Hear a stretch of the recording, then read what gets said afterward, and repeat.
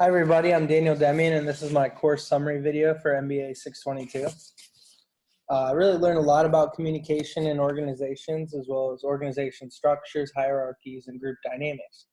I have a new perspective on management theories and feel well informed on various subjects and situations I may run into in my future organizations.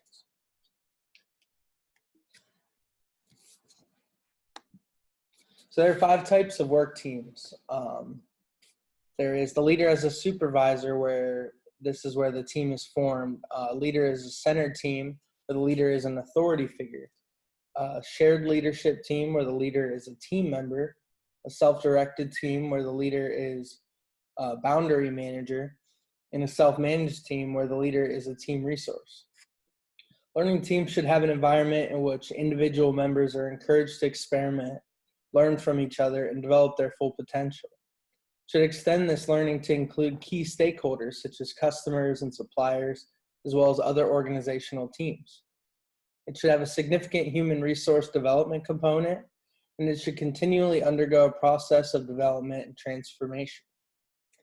Successful learning teams require the mastery of a range of skills: self-knowledge, interpersonal skills, teamwork, problem-solving, negotiating, and political skills that demand our significant exposure and practices. Accordingly, for the level of sharing and knowledge building that is required in learning teams to occur, the critical success factors that facilitate and prepare team members to develop and bring these skills to their teams are building a culture that supports learning, building teams whose outcomes require innovation or paradigm shifts, building teams that know, value, and use their individual and collective strengths, and building teams whose members possess sufficient self-knowledge and self-mastery that they're able to develop extraordinary communication and process skills. So within virtual teams, there are a lot of challenges. In my opinion, virtual teams are very important to study because of the increase in reliance on technology. Virtual teams are obviously the way of the future, and teams are now able to connect across the globe and in real time with web conferencing technology. Ways to improve success within virtual teams are selecting technology that's appropriate to the tasks. They're setting expectations, measuring and rewarding team contributions, coaching and mentoring virtual team members, modeling desired virtual team behaviors, managing external team relations, face-to-face team building sessions prior to launch that establish team identity and create a mission statement, establish the team norms and help to build trust, mastering virtual team technology, which is extremely important that everyone knows how to use it, communication skills amongst each other, and the management of the team overall. So there are 5 primary reasons why companies are turning to these virtual teams. The first is the increased prevalence or flatness of horizontal organizational structures. The environmental pressures that require internal organizations, cooperation amongst one another. There's an ongoing shift from production to service and knowledge work environments. There's a transnationalization of trade and business activity, and there's heightened worker expectations about participation and involvement in various projects. So that all being said, I'm going to use this information to help me understand that whether I work best in a team or not, this is the reality of organizations in 2018. Getting comfortable with teams is a must when preparing for my real-world corporate life.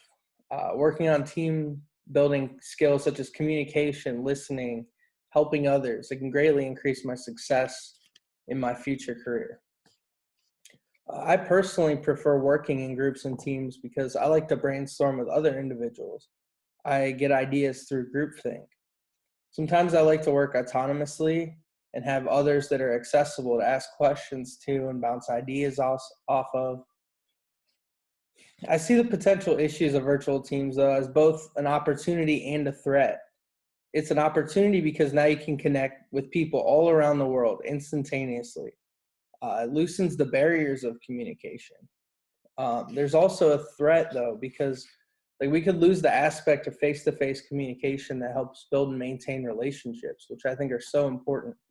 When people are seen just as like an entity instead of a person, it takes the human element out of business. And I think this could be a terrible thing.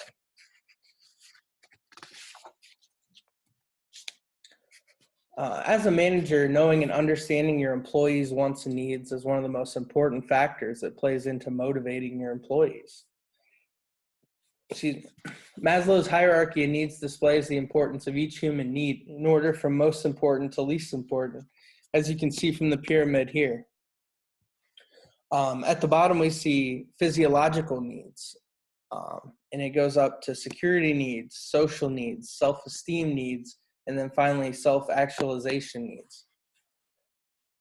McClelland's theory of socially acquired needs argue that in general, the need for achievement influences an individual's orientation to the tasks that he or she faces every day in their organization. So for example, is the person motivated by the rewards for a job well done? Do they need for the affiliation of power or influence on an individual's interpersonal relationships? Does a person seek friends and act warm and friendly to colleagues?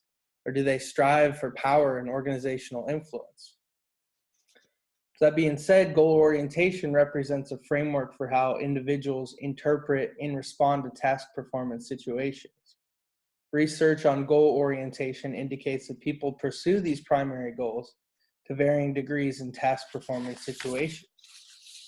These are learning, wherein individuals focus on development and increasing competence. There is a performance approach in which the overriding motivation is to demonstrate competence by meeting or surpassing normative-based standards. And there's also performance avoidance, where individuals' desire to meet a standard is characterized by a desire to avoid unfavorable evaluations or judgment.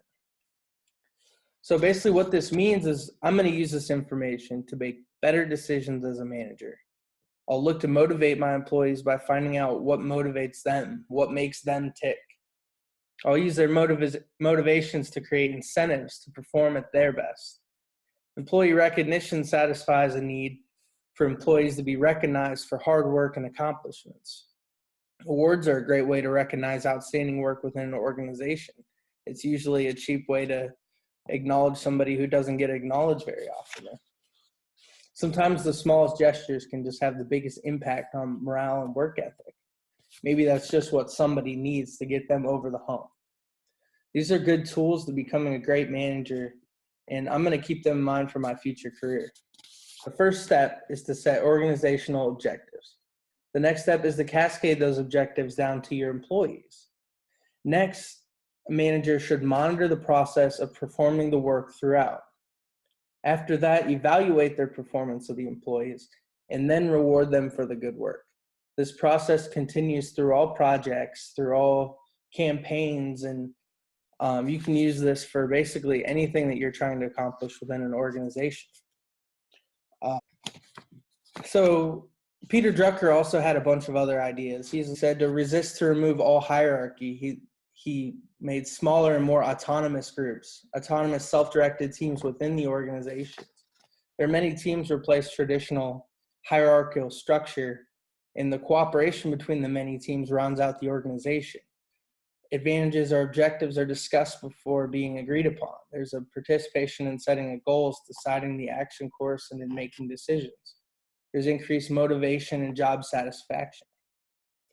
Drucker defined management's top task as defining the business mission, setting standards, build and maintain the human organization, develop and maintain external relationships, perform social and civic functions, and know how to get on with the task at hand if and when necessary. So Drucker was one of the most influential management minds of the last century. He helped shape organizational structure, and his theories influenced the new age of Silicon Valley companies. I'm interested to continue learning from Drucker because he's so knowledgeable about the field of management. As a professional, I feel that I should always be looking for new ideas and strategies to help give me an edge and to be the best that I can be. So as history's told us, the landscape is constantly going to keep changing with the development of new technologies. It's my duty to keep learning and adapting to change to put my organization in the best position to succeed. Great way to do this is by reading management theorist books and scholarly journal articles, magazines, and newspapers. Basically, my goal is to just keep learning, never stop learning. Even though I'm gonna get my MBA and continue on, I just want to continually be a student, even if it's not working towards a degree. Thanks a lot. I enjoyed MBA 622, and thank you to my co-workers, I guess, and Dr. Berg. Thanks a lot.